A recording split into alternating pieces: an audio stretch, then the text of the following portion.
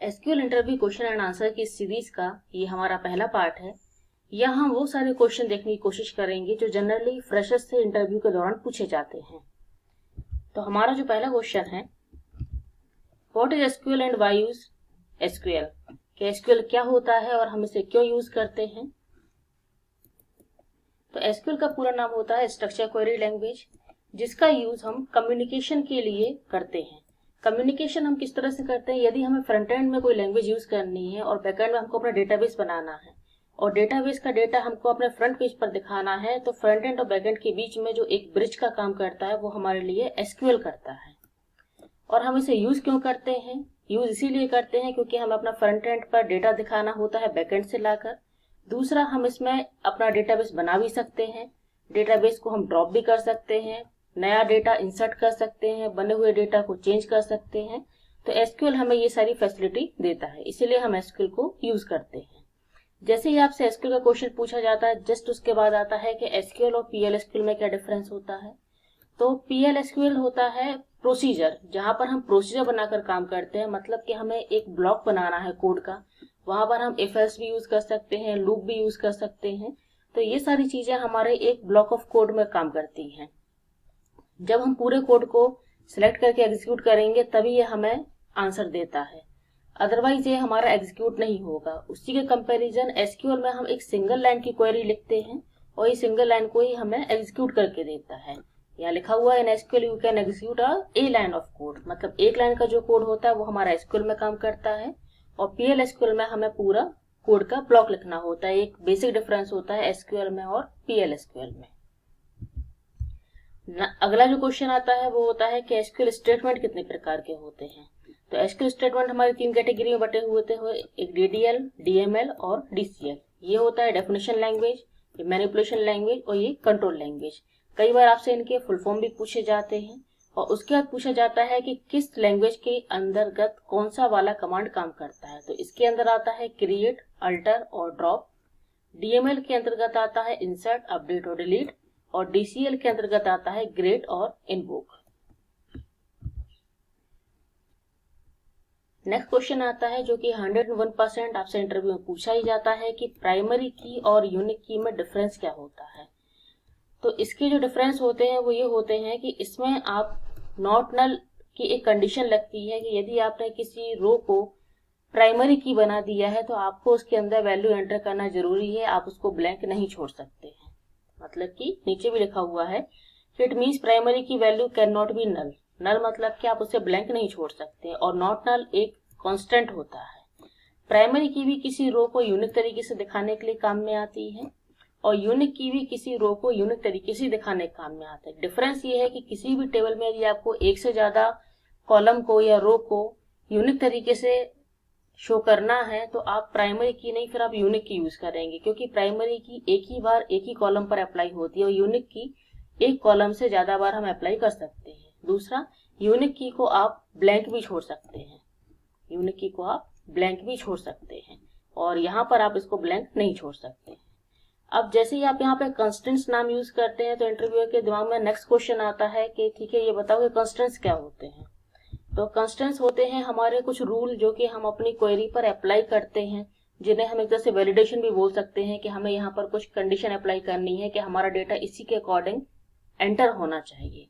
तो हमारे जो कंस्टेंट्स होते हैं वो होते हैं नॉट नल, यूनिक, प्राइमरी की, फॉरेन की, चेक और डिफॉल्ट। ये सारे क्वेश्चंस हम यहाँ पर सिर्फ एक इंटरव्यू पॉइंट ऑफ व्यू से इनकी डेफिनेशन और इनके बेसिक जो डिफरेंस है वो क्लियर कर रहे हैं। यदि आपको इनको डीप में देखना है या इनका प्रैक्टिकली देखना है तो मैंने नीचे डिस्क्रिप्शन बॉक्स में लिंक दी हुई है हर एक टॉपिक को लेकर, तो आप मेरे एसक्यूएल की प्लेलिस्ट से जाकर देख सकते हैं। नेक्स्ट क्वेश्चन आता है कि स्टोर प्रोसीजर क्या होते हैं। तो स्टोर प्रोसीजर एक तरह के प्रिपेयर एसक्यूएल कोड होते हैं जो कि सेव हो सकते हैं और आप उनके कोड को बार बार यूज कर सकते हैं। जब हम कोई क्वेरी टाइप करते हैं, क्वेरी को जब हम एग्जीक्यूट करते हैं उसका रिजल्ट आ जाता है, वो हमारे टेबल पर अप्लाई हो जाता है। पर जैसे हम एसक्यूएल सर्वर बंद करते हैं उसके बाद यदि हम चाहते हैं कि हम अपनी क्वेरी को फिर से देख सकें तो हम अपनी क्वेरी को नहीं देख पाते, सिर्फ हमारा रिजल्ट ही हमको बार बार डिस्प्ले होता है। इसके कंपेरिजन यदि आप प्रोसीजर यूज करते हैं तो प्रोसीजर के अंदर हम क्वेरी लिखते हैं और उसको हम सेव कर सकते हैं और आप जब भी चाहें कुछ टाइम बाद या काफ़ी टाइम बाद अपने प्रोसीजर का नाम पे जाके उसे मॉडिफाई करके उसके कोड को दोबारा देख सकते हैं, उसमें चेंजेस कर सकते हैं। इसलिए इसमें लिखा हुआ है कि आप इसे सेव कर सकते हैं और उसके कोड को बार बार रीयूज कर सकते हैं। तो हमको ये फायदा होता है स्टोर प्रोसीजर बनाने में।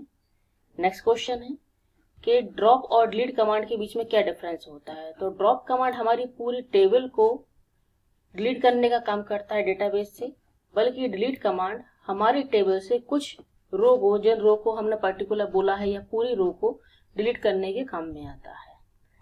इसके बाद नेक्स्ट क्वेश्चन आता है कि व्हाट आर डिफॉल्ट। ये हम पीछे भी देख चुके हैं कि डिफॉल्ट एक तरह के कांस्टेंट होते हैं। जब हम किसी कॉलम को कोई भी वैल्यू नहीं देते हैं तो बाय डिफॉल्ट वो एक वैल्यू सेट कर देते हैं हम उसमें के लिए हम किसी कॉलम को कोई वैल्यू नहीं दे रहे हैं तो हर बार यही वाली वैल्यू इंसर्ट होना चाहिए। मतलब कि यदि आपने कोई रिकॉर्ड बनाया जिसमें कि आपको सिटी या स्टेट हर बार एमपी डालना है और आप नहीं चाहते हो कि आपको बार बार लिखना पड़े, तो हम डिफॉल्ट के साथ एमपी एक बार लिख देते हैं और हर बार हम जब भी क्वेरी अपनी एग्जीक्यूट करते हैं तो हर रो में आपको हर कॉलम में एमपी लिखा हुआ दिखेगा। तो उस केस में हम डिफॉल्ट कांस्टेंट का यूज करते हैं। अब ये कुछ ट्रिकी टाइप का क्वेश्चन है। कई बार ये पूछा जाता है कि क्या इंसर्ट कमांड के साथ हम वेयर कंडीशन यूज कर सकते हैं, तो इसका आंसर होगा नहीं। अब अगला क्वेश्चन ये आता है कि यदि हमें पर्टिकुलर कहीं कंडीशन अप्लाई करके और वहां डेटा इंसर्ट करना हो तो फिर हम कैसे करेंगे यदि हम इंसर्ट का यूज नहीं करेंगे। तो आपका आंसर होना चाहिए कि वहां पर हम इंसर्ट की जगह अपडेट कमांड का यूज करेंगे, क्योंकि इंसर्ट के साथ वेयर की कंडीशन कभी अप्लाई नहीं होती है। इसके बाद नेक्स्ट क्वेश्चन आता है कि रैंक फंक्शन और डेस रैंक फंक्शन में क्या डिफरेंस है। तो rank function will assign the same number for the row which contain the same value and skip the next number। ये तब तक सेम नंबर आपकी रो को देता जाएगा जब तक कि उसको सेम वैल्यू मिलेगी। और डेंस रैंक क्या करता है, dense rank will assign the same number for the row which contain the same value without skip the next number। यहाँ जैसे हमारे पास में एक टेबल है जहां पर हमने एम्प्लॉय आईडी, नेम और सैलरी ली हुई है। अब हम इस टेबल पर रैंक और डेंस रैंक फंक्शन अप्लाई करके देखेंगे, एक बार असेंडिंग ऑर्डर में और दूसरी बार डिसेंडिंग ऑर्डर में। तो असेंडिंग ऑर्डर में जब हमने इस रिकॉर्ड को अपना जमाया है तो जिसकी सबसे कम सैलरी है उसकी सैलरी सबसे ऊपर आ गई है। तो यहाँ देखिए ये रैंक सैलरी है और ये डेंस रैंक सैलरी, मतलब कि ये रैंक फंक्शन है, ये डेंस रैंक फंक्शन है। तो इसने इसको पहला नंबर दिया है, यहाँ पे पहला नंबर दिया है। जैसे ही सैलरी बढ़ती है यहाँ पर सेकंड नंबर आया, यहाँ पर सेकंड नंबर आया। यहाँ पर सेम सैलरी फिर से वही मिली है तो यहाँ पर भी वही सेम नंबर रिपीट किया है। यहाँ पर भी वही सैलरी है तो फिर सेम नंबर वही आया। और जैसे यहाँ पर सैलरी चेंज हुई, मतलब सैलरी 2000 से बढ़कर 3000 हुई, वैसे यहाँ पर 5 आ गया, यहाँ पर 3 आ गया। अब फर्क क्या है, फर्क ये है कि यहाँ पर लिखा हुआ है contain the same value and skip the next number rank function में। तो रैंक फंक्शन में यहाँ पर 1 है, यहाँ 2 है, ये इसको 3 मान रहा है, इसको 4 मान रहा है, यहाँ पर 5 आ रहा है। जबकि डेंस रैंक में क्या हो रहा है, यहाँ 1 है, यहाँ 2 है, यहाँ 2 है, यहाँ 2 है, तो उसके बाद में क्या आया, 3 आया। मतलब इसने अपना सीक्वेंस डिस्टर्ब नहीं किया है, पर ये सीक्वेंस को इंटरनली मेंटेन करता है, ये इसको इंटरनली एक्सटर्नली दोनों तरीके से मेंटेन करता है। तो यदि आपको रैंक और डेंस रैंक को भी डीप तरीके से समझना है कि इसकी हम क्वेरी कैसे अप्लाई करते हैं, कैसे हम इसमें क्वेरी लगाते हैं, तो उसकी लिंक मैंने डिस्क्रिप्शन में नीचे दी हुई है। नेक्स्ट क्वेश्चन आता है कि how to remove duplicate value. अब यहाँ पर ये तीनों भी ए हैं, ये दोनों बी हैं। हम रिकॉर्ड को डिलीट कर सकते हैं या हम किसी रो को डिलीट कर सकते हैं तब जबकि आपको इसके अलावा एक और कॉलम यहाँ दिया होगा, पर यहाँ कोई कॉलम नहीं दिया गया है, तो आप किस बेस पर यहाँ डिलीट की कंडीशन या डिलीट की क्वेरी अप्लाई करेंगे।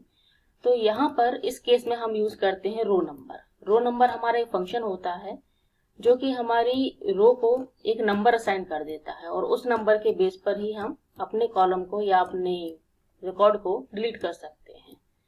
तो ये क्वेश्चन भी कई बार आपसे पूछे जाते हैं, ये एक ट्रिकी क्वेश्चन है क्योंकि हम हमेशा डिलीट की जब भी क्वेरी चलाते हैं तो वहाँ पर हमारे पास एक कॉलम की जगह दूसरा कोई कॉलम होता है जहाँ हम वेयर की कंडीशन लगा के इजिली रिमूव कर देते हैं, पर यहाँ ऐसा नहीं है। तो यहाँ हम रो नंबर फंक्शन का यूज करेंगे, ये इनको नंबरिंग करेगा, नंबरिंग करने के बाद में ये इसको रिमूव करेगा। इसकी भी क्वेरी यदि आपको देखनी है तो आप मुझे डिस्क्रिप्शन में देख सकते हैं। इसके बाद नेक्स्ट हमारा जो पार्ट आएगा इसमें हम एसेट प्रॉपर्टी, नॉर्मलाइजेशन और ज्वाइन कवर करेंगे। ये सारे क्वेश्चंस भी फ्रेशर लेवल पर पूछे जाते हैं। Okay, thank you.